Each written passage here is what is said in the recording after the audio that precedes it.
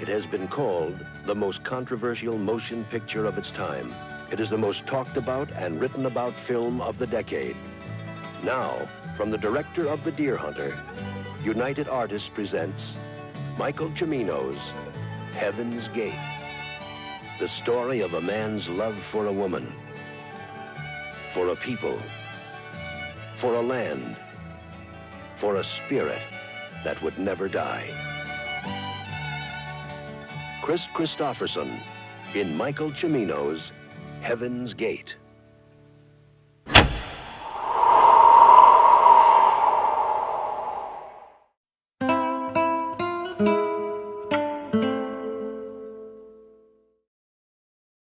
It's 1967, and something was brewing up in Hollywood. Studios have been sniffing something odd with the directors. Some sort of rebellion in between the movies they were making. Something was clearly about to go down. And I think this all starts with a single movie titled Bonnie and Clyde. You see, at the time, it was entirely unknown for movies to depict subject matter such as violence, sex, or any kind of mature taboos. And when a murder is usually depicted, the actor would usually just drop dead to the floor. Nothing too violent, no blood shown, just lying down and running out of breath.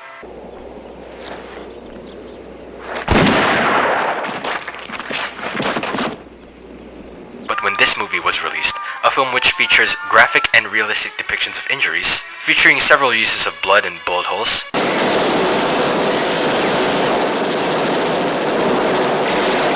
it of course caused a wide mass media panic. It was accused of glorifying violence due to its extensive features of blood, murder, and death.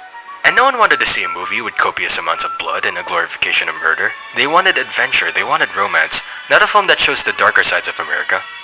Now, you know, we are just about the friendliest folks you would ever want to meet.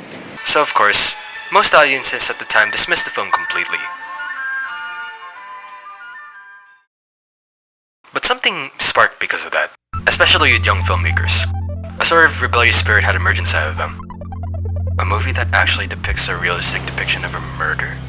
How bold of them. Oh my god. And it was from this point on, no more were filmmakers going to cut depictions of violence. No more were the studio-driven control which forced them to rush the production of a movie. Oh no, they were gonna go all in with their creative vision. And that rebellion would be solidified in 1969 with the release of a movie titled Midnight Cowboy. I'm walking here! I'm walking here! Another drama which became controversial at the time for its realistic depiction of prostitution, poverty, and violence. It went on to become commercially successful and win the Oscar for Best Picture that following year. But it doesn't stop there, because another film called Easy Rider, directed by legendary actor Dennis Hopper, which released nearly in the same month as Midnight Cowboy, also became known for its dark, edgy, and realistic depiction of the drug war in late 1960s America. It also became both critically and commercially successful. It was clear, a new era of films was on the rise, with each commercially successful film in 1969 depicting subject matter that would become darker and darker and darker with each release. And this movement of dark and commercially successful films would officially begin by the 1970s, with the creations of films such as MASH, 5 Easy Pieces, The French Connection, Dirty Harry, Deliverance, The Godfather Part 2, The Exorcist, Sting, Chinatown, Dog Day Afternoon. The list goes on and on and on. Several of these films are becoming known as timeless classics. There were Oscars and financial successes left and right. Cinema was thriving with original movies back then. It almost seemed too perfect for cinema. This was until the late 70s, when all these author-driven works slowly began to lose their charm and spark with the start of a new type of film. A type of film that studios would utilize in order to gain creative control again. Blockbusters. And I think this can all be pinpointed into one single film that was released in 1977, the film that popularized the word blockbuster. A sci-fi film so influential for its innovative special effects and action sequences, it kickstarted one of the most successful franchises of all time. I think you can already guess what this was. So when A New Hope was released in theaters in the summer of 1977, George Lucas, who was still fresh off American Graffiti, was convinced the film would become a flop, considering it was the late 70s and what was author-driven work was slowly but surely turning into dust. And Star Wars, at the time before it became a franchise, was still known as one of these author-driven works. But, unknowingly to him while he was on vacation in Hawaii when his film was premiering, the film became an instant box office smash. Hundreds, if not thousands, attended screenings of the film. It instantly became a landmark for sci-fi movies and went on to become a cultural phenomenon. This instantly caught the attention of movie studios. It got them thinking, a fantasy epic with groundbreaking special effects that produces mind-bending spectacle? We could make money from this. They stuck with this idea and from that point on, had slowly worked into making more of these high-budget action-driven films. But thankfully, that wouldn't harm the work of author-driven cinema that much. Cause, it was still the 70s. I mean, there were still so many films released from 1977 to 1980 that turned out to be critical and financial successes. So technically, nothing could go wrong from here, right? Right?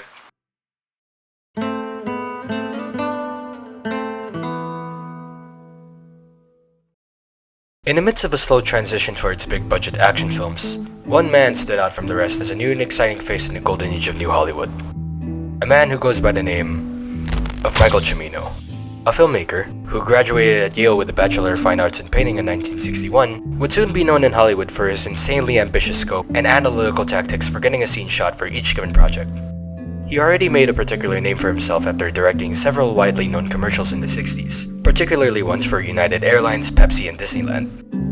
And in the middle of his commercial breakthrough, he learned how to scriptwrite, with the help of a bunch of writers that he had contact with through his directed commercials. And sooner or later, he started a slow transition into filmmaking by co-writing scripts for movies such as Magnum Force and Silent Running. His writing abilities eventually got him to contact screenwriter and poet Thomas McGrath, who, together, would write small, adapted screenplays with titles such as Conquering Horse and Calf, the former of which Cimino attempted to make a movie with Universal, but was denied due to budget constraints. He then attempted to pitch the idea to movie studio United Artists, which was still an independent studio at the time. They agreed to finance the movie under one single condition. They said that if one of his movies that he would make in the future would become both critically and commercially successful, they would solidify the deal with Cimino and make Conquering Horse a real movie. I'm sure things went swimmingly with that deal, but we'll get into that later. His screenwriting, combined with his technical abilities as a director to adapt in quick productions, eventually got the interest of Clint Eastwood, who was still widely popular at the time in the early 70s, whom Cimino got a hold of through his co-writing of Magnum Force, the second movie in the Dirty Harry franchise which had Eastwood as the lead star. You've got to ask yourself one question. Do I feel lucky? Well, do you, punk? Eastwood eventually got a hold of a project that Cimino had been working for quite some time now. A body-ice comedy with Eastwood in mind to star as the lead role. Eastwood's impressiveness with Cimino and his screenplay of Magnum Force got him to sign on to the project. And sooner or later, Thunderbolt and Lightfoot was made and released in 1974 through United Artists to critical and commercial success. The success of that film would soon gain the attention of EMI Films, a recently made film studio who was scouting for newly rising directors at the time to direct a spec script titled The Man Who Came to Play. And through his success of Thunderbolt and Lightfoot, combined with his reputation for his meticulous detailed craft, Cimino was soon hired to direct the film. And soon, through a few consultations with Cimino's agent and contractual agreements, the newly retitled Deer Hunter had came into fruition. It had a messy production, and Cimino's obsession with perfecting every single frame of the movie gave the actors pretty much a hard time working with him.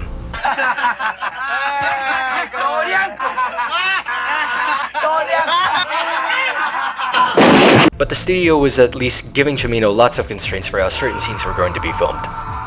But through this mess, the film had finished filming just right on time. And by December of 1978, the film was shown in theaters to absolute gold. The film became a box office smash. It was basically a critical darling, and was noted for its realistic depiction of the Vietnamese War and the trauma that the soldiers had experienced through the battles. And most of all, it swept the Oscars the following year, winning Best Picture for EMI Films, Best Supporting Actor for Christopher Walken, and most importantly, Best Director for Cimino himself. At a moment like this, it's difficult to leaven pride with humility, but I am proud to be here. He was basically Hollywood's golden boy ever since he won that award. He had all the praise he could get. Everything could have been great for Golden Mike from there. His legacy could have been cemented as one of the greatest filmmakers of all time had he made another classic. But I mean, that's basically what happened, right? Well, no.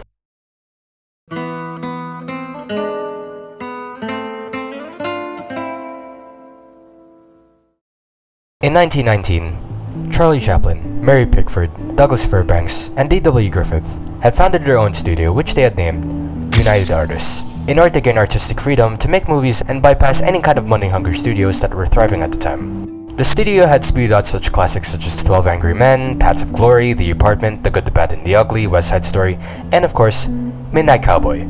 And by the 70s, their creativity was at an all-time high during the New Hollywood movement, with classics such as Rocky, One Flew Over the Cuckoo's Nest, The Long Goodbye, Carrie, Invasion of the Body Snatchers, and Annie Hall coming at the critical and commercial success.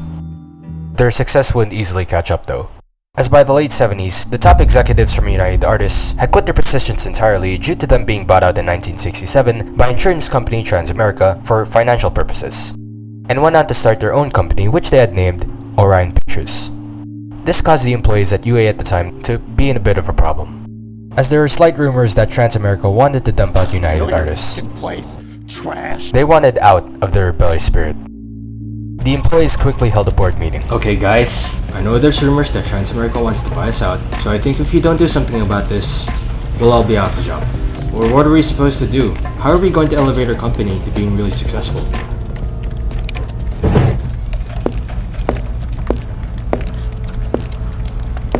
I think we have to do the impossible. We need to get another Oscar. This is the exact moment when they came across a new filmmaker by the name of Michael Cimino, who had just finished a rough cut of The Deer Hunter. The execs, through pure interest and a bit of desperation, got a hold of a cut of the film before it was released the following week in theaters. They all sat down in the boardroom and watched the movie. And what they saw? Absolute beauty.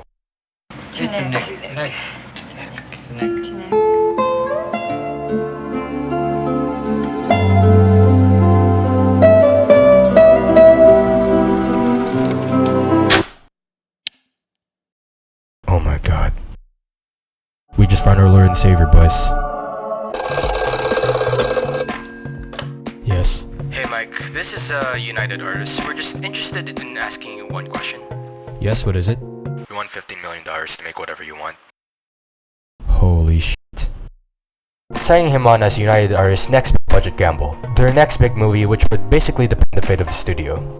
Essentially giving Cimino a carte blanche and basically telling him, make whatever you want, just give us that Oscar. Cimino was ecstatic, and planning of his next big movie quickly came into fruition.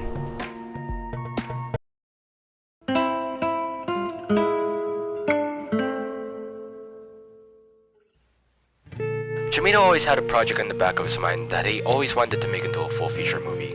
A film which he soon titled Heaven's Gate. And I know what you're thinking. No, it's not about the religious cult that became known for one of the largest mass suicides in America. It's about the Johnson County War. A range conflict that happened in the late 1880s that started when cattle companies hired assassins to kill immigrants in a nearby area that were stealing cattle from their stock. Cimino felt as if there was huge potential for the story to become as cinematic and as ambitious when put on the form of film. So when United Artists gave him that blank check, this was obviously the one he decided to make. And after he got his Oscar for Best Director, he rushed out after the ceremony was finished and went on to start principal photography. This is immediately when problems started to arise. Back at United Artists, execs were getting a bit worried. It has been 5 months ever since the original production of Heaven's Gate began, and not a single word from Cimino himself. Production was originally supposed to happen at the course of 53 days. What happened? This is when a production accountant comes into the office.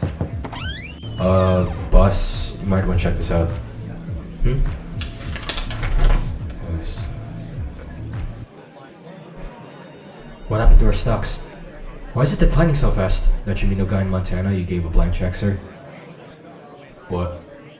So as it turns out, the original budget for Cimino's movie, which was originally $50 million, had absurdly ballooned up into $30 million. UA was getting a bit worried that the production was spiraling out of control, so they hired one of their executives, Derek Kavanagh, a professional when it came to difficult movie productions, to oversee what was going on in Montana where the movie was being filmed. Let's just say, Cimino wasn't exactly too happy about the guy being on set, and on the next day, basically banned Kavanagh from ever stepping in it again. At that same time, a journalist from the Los Angeles Times named Lee Kapai was nearby on the set of Cimino's project, and wanted to interview Cimino with the next big project he was working on. But a sign in front of the set, specifically instated by Cimino himself, said that no journalist should ever step in while filming was happening. But he had another plan. Disguise himself as an extra on the film, and gain insight as to what was essentially happening on the set. nobody notices. And what he saw inside was absolute madness, to say the least. The next 3 weeks, he would secretly detail what was happening on the set, and post it on a newspaper for the whole media to see. Yes, I am insistent on certain things, on certain locations, on ways of doing things, all in the interest of trying to do it in the best possible way. And in that respect, every movie director is a dictator. Every movie director is a bit of a tyrant. It goes with the job. All the things that Cimino did were basically described detail by detail, where he essentially did the following. Okay, wait, let me just clear the notes here because this is a lot. Cimino allegedly made the production crew build an entire city just for it to be torn down because it wasn't a few inches taller, made all the actors take extensive rolling skating classes for 6 weeks just for a single scene, built an entire irrigation system just for grass to grow, rented an entire land lot using the money UA gave him, waited for hours in scorching heat alongside several of his film crews so the clouds could look just right for certain scenes, filmed an entire battle sequence with the crew for the course of 3 hours. Speaking of, filmed certain scenes with a minimum of 30 plus takes. At one point had Chris Christopherson, the main lead for the movie, crack a whip while drunk out of his mind for a maximum of 65 takes. They shot the scene alone for a single day. Handpicked extras one by one for any scene that had an extra in it. This would usually take hours to an entire day. Had an actual vintage train transported for a distance just for it to appear in the background of the film. Essentially had horses harmed and even blown up during one of the battle sequences. And when asked by the film crew about lunch during scenes where they had to wait outside in the blistering heat, Cimino basically said to them, and I quote, "This is more important than lunch." There were over a total of 16 injuries every day on set, and the American Humane Association personally called to boycott the movie due to the stories of animal abuse allegedly called on set. At one point, one of the stars, John Hurt, had enough of waiting for hours in the blistering heat that during the middle of the set, he was able to piss off and make an entirely different movie with David Lynch called The Elephant Man, while Cimino was looking at the sky for an entire day. And as soon as the story was released into the world, it obviously reached out to United Artists, and it caused a mass panic inside the studio. They quickly tore up the carte blanche they gave to Cimino, but that didn't matter to him anymore. The only goal he had now was to finish the movie. A movie that would cement him in the Hollywood industry as one of the greatest directors of all time. And he was going to finish that movie. Around the chaos, United Artists quickly held an executive meeting as to what they would essentially do with Cimino in the movie, as it began spiraling out of control, because this was essentially the first time they've handled a situation like this. They had 3 options. Release the movie, shut down the studio for a few months and hope for the best, shut down the production entirely, and third being do what Francis Ford Coppola did on Apocalypse Now and just continue on production, hoping it could make a masterpiece. And that's why poor filmmakers, in a way, that's their greatest horror, is to be pretentious. Now, releasing and marketing this potentially dark high-budget film to the public, with not much star power to drive along the marketing, in a field that was rapidly changing towards lighter, more exciting action cinema, wouldn't be too much of a bright idea. So they crossed out number 1. And at this point, they've wasted so much money and time that basically shutting down the production entirely would mean all those times of burning money would just be for a project that was entirely made of nothing. So they crossed out number 2. They only had one option left, and they had no choice. They invested their interest in this specific project alone, so they went all in, hoping for the best. Filming finally wrapped in April of 1980, 12 months off the original 6-month schedule. Cimino had shot an amount of 1.3 million feet of film by the end of production, and once he finished, he quickly flew back to his estate in Hollywood to edit the film alongside co-editor Penelope Shaw. He was locked in, and was sure to deliver a final cut for the studio to see. And when I mean by locked in, I really mean he locked himself in the editing room with Shaw, and would change the locks occasionally so no one except for them could get in. Execs were really sweating as to what state Cimino was in right now, and would occasionally call him up in the editing room, just for him to constantly swear at the phone and hang up. You sent me a message first, yeah? If you want the fucking brawl, Mike, I'll come out my house no, and I'll break your Mike, fucking no, leg. stop, You stop, little prick. Michael! You little fucking- you little fucking thing. A call would come in from somebody, and he would, he'd get on the phone and he'd scream and yell and swear at them and tell them this and that and the other, and, they weren't going to mess with him, and he'd slam down the phone, and then he'd just turn to me and he'd smile, and we'd just keep going. But finally, after several months of editing, after cutting down 1.3 million prints of film, Cimino was ready. He was ready to show the print to the execs. He felt confident about what he just made.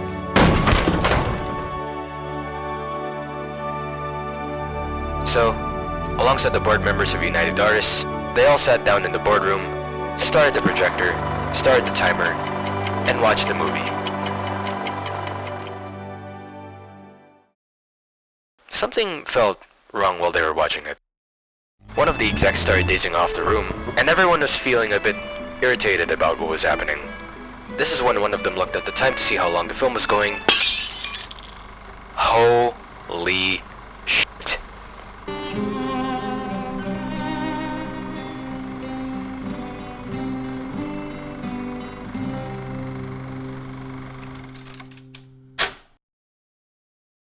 It was time for option 4.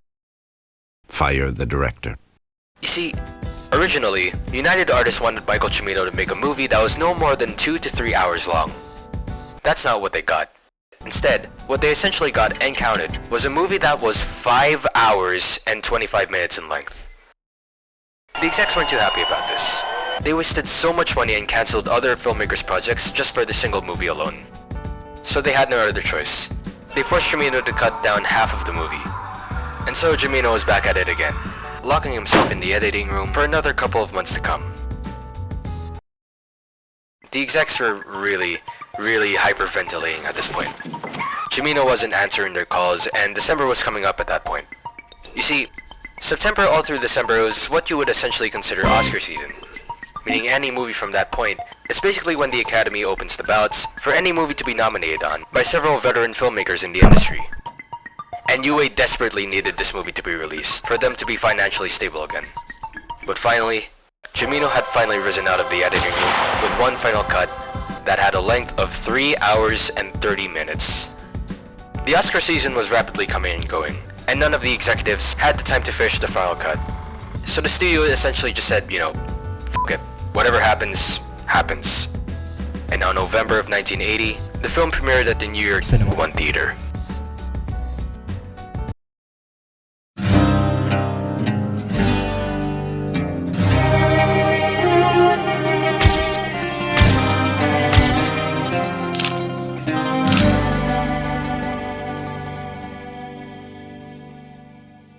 So far, everyone in the premiere was having a great time. Actors were answering questions from the press, everyone was given bottles of champagne personally handed by Cimino himself. United Artists had poured in $1.5 million to promote the movie nationwide. But Mike himself was getting a bit anxious that people wouldn't like the movie. I mean, after all the bad press, boycotting, production setbacks, and tons of hours devoted for the movie, it was finally going to premiere. And it was going to premiere. It was time. Everyone sat in the theater. The projection rolled, Mike stared at the screen, determined he just made his next big masterpiece, and the movie started playing. And the reactions, well, how do you describe it?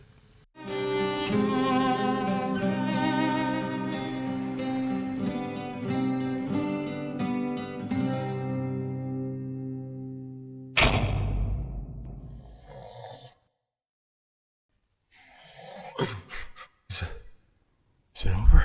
God, that was so long. Jesus Christ. Watch that again. Oh, thank God it's over. Jesus. This movie did not need to be 3 hours long. It was a piece of Oh, brother, this guy stinks! Then you heard that terrible applause at the end. It was just, it was terrible. The reviews came out the following day. The more you saw that there was nothing on that screen. And so bad. Everyone was clearly pissed off about the film, and this attacked Cimino and United Artists on a personal level. What Cimino initially envisioned as his next Gone with the Wind was quickly labeled as a vanity project made for no one but Cimino himself. The negative reception, combined with the absolute disaster at first premiere, put the entire pressure on Cimino to basically recut the entire movie from scratch. He wanted the film to see the light of day, and he wanted people to like the film. He wanted it to be seen.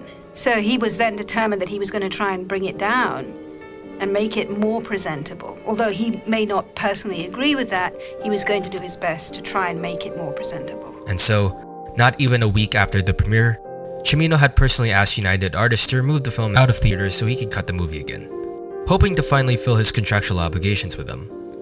United Artists, finally agreeing with one good decision Mike made, actually complied. Michael then released a statement to the public that they are going to remove Heaven's Gate out of theaters due to the failure it was receiving, and went silent for months on end. The news went crazy about this, and the whole debacle basically became a global meme at that point. The Golden Raspberry Awards even came to mock the film, nominating the movie for Worst Picture, Worst Original Score, Worst Actor for Kris Kristofferson, and awarding Cimino with the Worst Director award. 100 American families making $25,000 a year each could live 14 years on $35 million.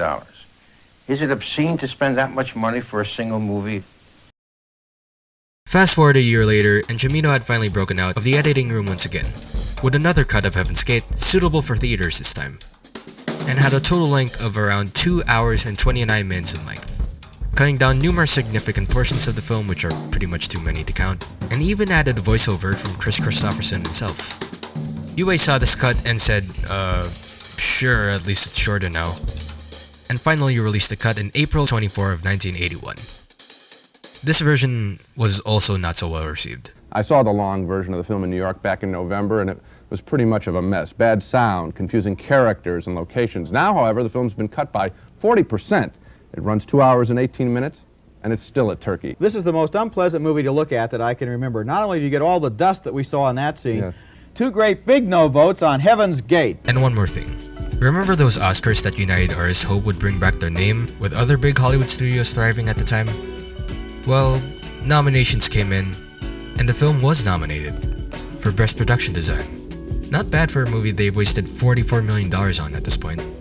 But that doesn't make up for any of the other stuff they blew their money on, since the company was hoping to get more nominations such as Best Picture, Best Director, Best Original Screenplay, who knows. But I guess that didn't pan out. And so, United Artists finally had enough of Cimino shenanigans, and not even a day after the premiere, with an overall comeback in the box office of $3.5 million, United Artists had finally pulled Heaven's Gate out of theaters for good. 2 months have passed, and the nightmares of UA had hoped not to come true actually came true. MGM acquired the rights to United Artists for $380 million. Many of the initial execs had quit their positions, and hundreds of people had lost their jobs entirely, marking the end and destruction of UA as an independent studio and a big name in Hollywood, leaving Heaven's Gate as a cinematic end and anomaly to the new Hollywood movement, bringing all the author-driven cattle that once drove the entire film industry in the 70s to a close. Cimino would then move away from Hollywood and become known as a pariah in the Hollywood landscape, going on to direct small-scale indie projects instead, but to no success or as ambitious of a scope as his first 3 movies, essentially landing him in director jail, and basically becoming unknown towards the newer generation. The man who had lost it all because of a single movie. He single-handedly, whether fairly or unfairly, was the signpost that said, from now on, we're not going to let directors have that kind of power anymore. Because we don't want our studio maybe to go next, or we don't want anybody to do that to us.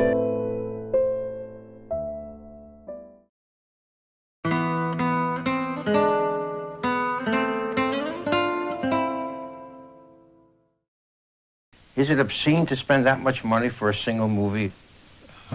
I think that one has to understand what the motives were. Is it obscene to spend $30 or $40 million on a blatantly commercial effort whose sole purpose is to make more money? Is that obscene?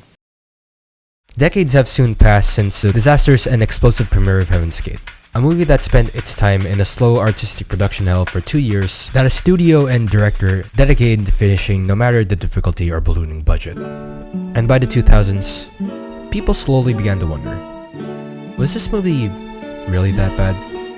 Is this really just a vanity project? Is it really one of the worst films ever made as described by people who initially saw it in theaters? Or could it just be that the film was just misunderstood?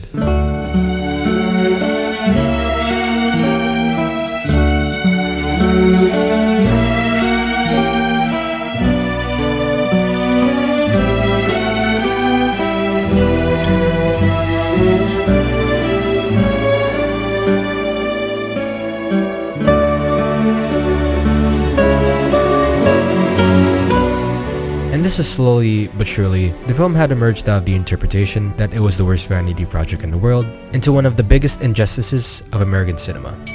Something that was perhaps interpreted the wrong way upon release. Rather than viewed as a violent western whose pacing was terrible, people viewed it as a slow, plaintive western that realistically depicts the ugliness and grimness of Western America. A usually flawed, but a painstaking and kaleidoscopic art piece that requires full attention and immersion to fully appreciate. American people, to this very day, like to say that America is a classless society. It is totally untrue. America was, is, and will always be, like every other society, a system of classes. People today, they want to believe we don't have classes in America. But look at the amount of attention that the world media is focused on in England right now, waiting the birth of this child, who's aristocratic. I promise you, there's a class system in America. All these reassessments and second thoughts made the movie have a slight reappraisal by the 21st century. Numerous journalists had noted the bizarre production, the beauty of the film, and just the mere existence and idea of the film as a weird sort of anomaly for the masses to view. It soon became subject to a few lists of the greatest films ever made.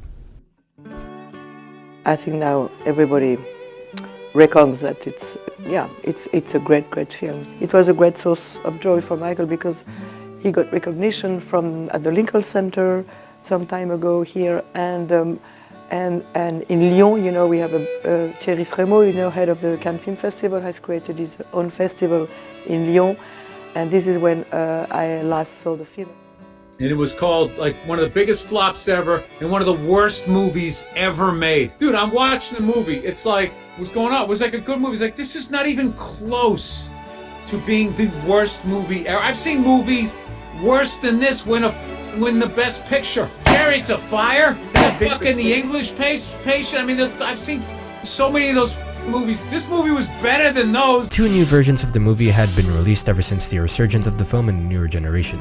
One cut, which was supervised by the Criterion Collection and Cimino himself, digitally restored the original print of the film, ultimately removing the sepia filter from the original theatrical cut to make it look like the film you're seeing on the screen.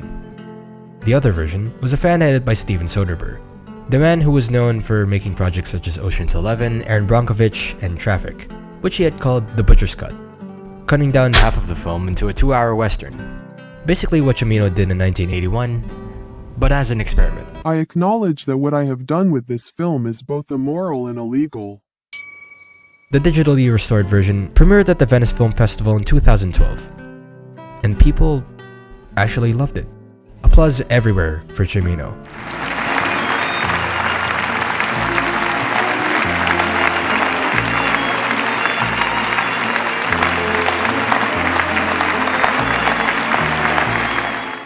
He finally got the praise he wanted. His vision finally realized. He was nearly in tears, but finally, he was at peace with himself. I can't thank all of you enough for coming tonight.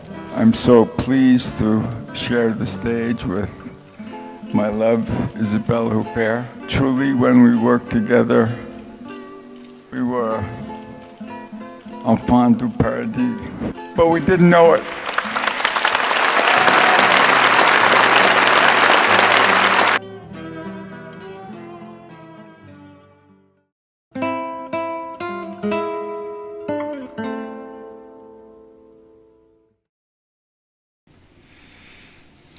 I was angry. The company had been put through turmoil. Other projects had gotten canceled or never made. Relationships within the company were deeply strained, some of them irreparably.